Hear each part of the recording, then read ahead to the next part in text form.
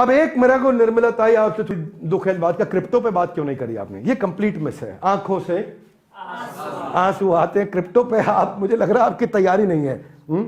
Crypto पे तैयारी क्यों नहीं? देखो आपके आरबीआई गवर्नर कुछ बोल के चले गए, आपने पूरी बात करी नहीं। प्राइवेट को क्या कह रहे हैं गवर्नर साहब, क्या कह रहे हैं? शक्तिकांत दास गवर्नर साहब वो बोल रहे हैं कि ये क्रिप्टो करेंसी ट्रेड जो है 100% स्पेक्युलेटिव है। स्पेक्युलेटिव का मतलब क्या हुआ भाई? जुआ सट्टा। और अगर इसको ग्रो करने दिया तो अगला बड़ा financial crisis private crypto currency के कारण देश में आएगा। ये बोल दे शक्तिकांत दास ने। ये हमारे नेशनल स्टॉक एक्सचेंज के चेयरमैन आशीष चौहान भी बोल रहे हैं क्रिप्टो करेंसी कंप्लीट जुआ सट्टा है। सारे बुद्धिमान लोग बोल रहे हैं। पिछली बार भी आए थे आप, 30% टैक्स लेके गए, पूरी बात नहीं करी। इस बार आपने बची हुई बात नहीं करी, इससे मुझे थोड़ा बुक लगता है। हालांकि आप कहते हैं कि ये कॉशन है, करेंसी नहीं है। ये बात मैं सुनी आपसे, आप कहती हैं ये कॉशन, सावधान, करेंसी नहीं है ये, ठीक है। लेकिन वो आज वजीर एक्स के वाइस प्रेसिडेंट ने भी बोल दिया कि लग रहा है कि भाई ये हमारे मारे जाने से पहले की जो खामोशी नहीं होती है, हाँ, जो बड़े तूफान आने से पहले जो खामोशी होती है, कह रहे वो लग रहा है मैडम आगे कोई बोल नहीं रही है, लेकिन मैडम के आजू बाजू के लोग बोल गए हैं काफी।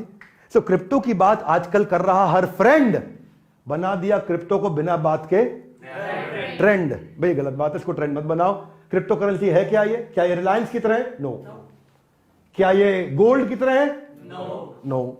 क्या ये रियल एस्टेट की तरह है? नो। हाथ आगे लाइए, क्या है? कुछ नहीं पता किसी को क्या है। क्रिप्टो यूं ही नहीं बदनाम है, इसकी आड़ में होते सारे गलत काम है।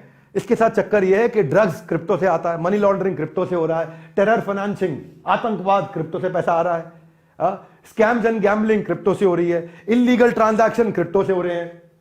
तो बिटकॉइन जो है ना 55 लाख से 15 लाख पे आ गया पिछले 1 साल में। मामला स्टेबल नहीं है, इसीलिए इसका भाव जो है गर्लफ्रेंड के मूड से भी ज्यादा तेज बदलता है। गर्लफ्रेंड का मूड भी इतना तेज नहीं बदलता जितना क्रिप्टो का भाव बदलता है। तो इसलिए रिलायबल नहीं है ये। नेटफ्लिक्स की सीरीज स्क्विड गेम के नाम पे एक बनाया किसी ने, और उसका जो है टोकन चुरा लिया इन्वेस्टर के, $300 मिलियन, 2.5 लाख करोड़ रुपया गायब हो गया।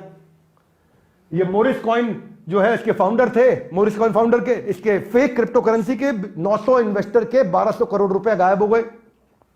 तो क्रिप्टो के हैकर्स ने पिछले कई दिनों में बहुत पैसा लूट लिया। 24,000 करोड़ रुपया, $3 बिलियन उड़ा दिया गया। तो क्रिप्टो है खोटा सिक्का, मान लेना इसका, ना मान लेना कि यह है हुक्म का, यह है खोटा सिक्का। तो क्रिप्टो होल्डर जो बेचारे थे ना अप्रैल में, वो ऐसे थे, आप समझ रहे हैं। अब देख लो बेचारों क्या हालत हो गया इनका, क्रिप्टो वालों का। तो इसलिए मेरी आपसे प्रार्थना है कि आप स्टॉक मार्केट पे काम करें, करना चाहें, क्रिप्टो पे ना करें। इन दोनों में बहुत फर्क है।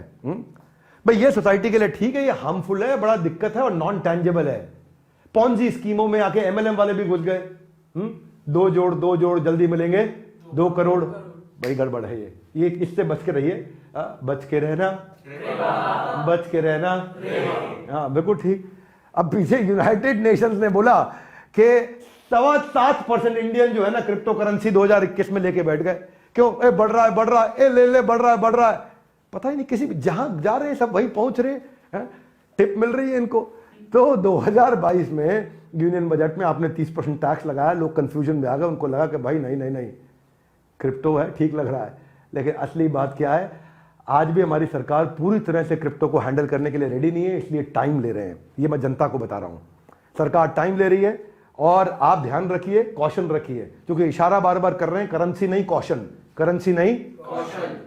आरबीआई ने 2022 में ही बोल दिया था कि बैन कर देना चाहिए, तो तैयारी चल रही है। ये सैम बैंकमैन फ्राइड, इसके बारे इसकी कहानी सुनाता हूं आपको फटाफट। इसने फॉरेन एक्सचेंज, इसने FTX एक एक्सचेंज तैयार किया था, और ये ऐसा डिबैकल रहा, ऐसा डिस्टेबलाइज हुआ। इस FTX ये दूसरा सबसे बड़ा एक्सचेंज था दुनिया का क्रिप्टो का, और इसमें 100 से ज्यादा कंपनियां आकर के एफिलिएट हुई और वो सारी डूब गई। हाथ आगे लाई, कैसे?